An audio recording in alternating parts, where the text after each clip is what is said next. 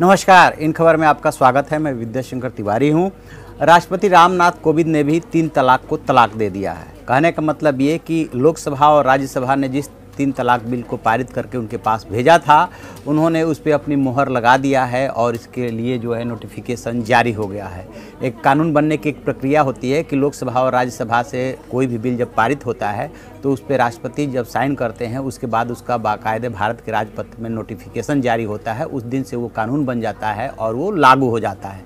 इस बिल के बारे में खास बात यह है कि ये 19 सितंबर 2018 से लागू माना जाएगा, क्योंकि आपको याद होगा इसके पहले ये 2 बार टर्न डाउन हुआ था और इसको लेकर के सरकार बार बार ऑर्डिनेंस लेकर के आ रही थी ताकि जो है मुस्लिम महिलाओं के अधिकारों का संरक्षण किया जा सके। इसकी वजह से इसे जो है 19 सितंबर 2018 से लागू किया गया है। यानी कि इसका लीगल रिपरकशन ये होना है कि जो 19 सितंबर 2018 है उसके बाद से जितने भी 3 तलाक के मामले होंगे वो इस कानून की जद में आएंगे। और इस कानून के बारे में ज़्यादा बताने की ज़रूरत नहीं, ये सबको पता है कि जो भी अब तलाक के बिद्दत यानी कि 3 बार तलाक कह के अपनी पत्नी को तलाक देगा, चाहे वो इलेक्ट्रॉनिक माध्यम से कहे, चाहे लिखित में कहे, चाहे बोल के कहे, वो अवैध होगा, अवैधानिक होगा, वो नल एंड वैड होगा, उसका कोई मतलब नहीं होगा।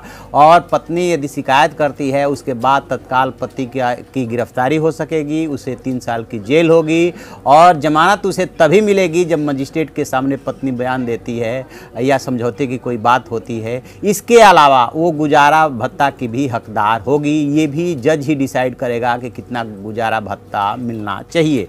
कुल मिला जुला के कहने का मतलब ये है कि अब जो है तलाक के बिद्दत भारत में इतिहास की बात होगी और जो भी ऐसा करेगा वो पनिशमेंट का हकदार होगा, उसे पनिश किया जाएगा। अब देखने वाली बात यह है कि जब तक ऑर्डिनेंस जारी करके काम चलाया जा रहा था, इस दौरान भी तलाक के बहुत सारे मामले आए और लोकसभा व राज्यसभा से पारित होने के बाद प्रधानमंत्री नरेंद्र मोदी और गृह मंत्री अमित शाह के ही राज्य यानी कि गुजरात के अहमदाबाद से भी एक 3 तलाक की बात आई थी कि एक महिला ने को 3 तलाक दिया और उसके बाद उसने जो है सुसाइड करने का भी प्रयास किया था। उसका इलाज अस्पताल में चल रहा है। वो भी घटना जो है काफ़ी लाइमलाइट में है, सुर्खियों में है कि इस कानून के बन जाने के बाद, क्योंकि कानून अपनी जगह पे है और कानून बन जाने के बाद क्या ये अपराध नहीं होगा, क्या ऐसी घटनाएं नहीं होंगी और अंकुश लगेगा तो कितना लगेगा, ये देखने वाली बात होगी। हम इस पर नज़र बनाए हुए हैं। जो भी अपडेट होगा हम आपको अपडेट कराएंगे। आप देखते रहिए हमारा डिजिटल चैनल इन खबर।